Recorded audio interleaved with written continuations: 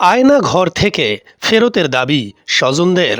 প্রিয় দর্শক, অনুরোধ রইল ভিডিওটিতে একটি লাইক দিয়ে আমাদের ইউটিউব চ্যানেলটি সাবস্ক্রাইব করে দিবেন এবং ভিডিওটি সম্পর্কে আপনার মূল্যবান মতামত কমেন্টস করে জানাবেন।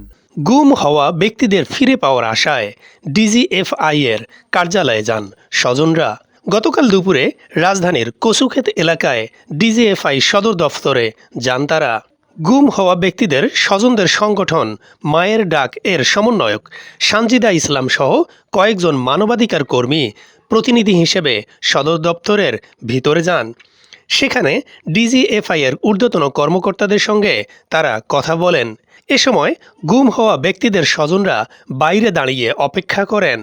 কার্যালয়ের ভিতরে যাওয়া অন্য প্রতিনিধিদের মধ্যে ছিলেন মানবাধিকার কর্মী শিরিন হক, মানবাধিকার সংস্থা অধিকারের সম্পাদক আদিলুর রহমান খান এবং অভিবাসন ও উদ্বাস্তু বিশেষজ্ঞ অধ্যাপক CR আবরার। এদিকে গতকাল দুপুরে ইউপিডিএফ নেতা মাইকেল চাকমাকে আয়নাঘর থেকে মুক্তি দেওয়া হয়েছে বলে জানা গেছে।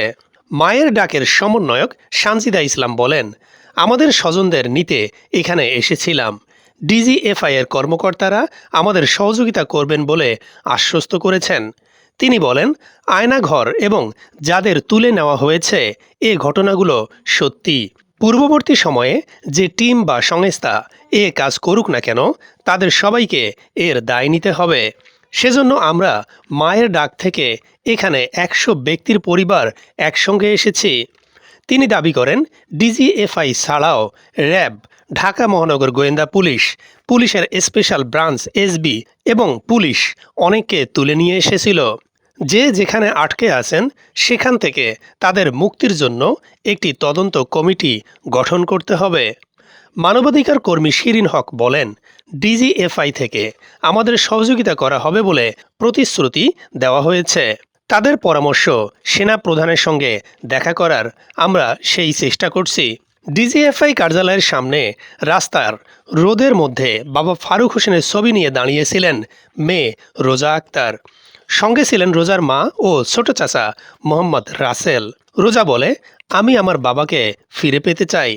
বাবাকে ফিরিয়ে নিতেই এখানে এসেছি। আমি আর কিছু চাই না, তারা আমার বাবাকে আমাদের কাছে ফিরিয়ে দিক। ফারুক হোসেনের ভাই মোহাম্মদ রাসেল জানান, তাদের বাড়ি গাজীপুর সিটি কর্পোরেশনের 45 নম্বর ওয়ার্ডের টঙ্গী পূর্ব এলাকায়। ওই এলাকায় যুবদলের রাজনীতি করতেন ফারুক। 2012 সালে তাকে তার বাড়ি থেকে ডেকে নিয়ে সাদা পোশাকে গাড়িতে তুলে নিয়ে যাওয়া হয়। এখনও তিনি নিখোঁজ। ডিজিএফআই কার্যালয়ে ফটকের সামনে এবং সামনের রাস্তায় গুম হওয়া ব্যক্তিদের শতাধিক স্বজনকে অপেক্ষা করতে দেখা যায়। গণমাধ্যম কর্মীদের দেখা মাত্র তারা গুম হওয়া স্বজনের ছবি দেখিয়ে কে গুম হয়েছেন, কবে, কোথা থেকে গুম করা হয়েছে সেগুলো জানাচ্ছেন।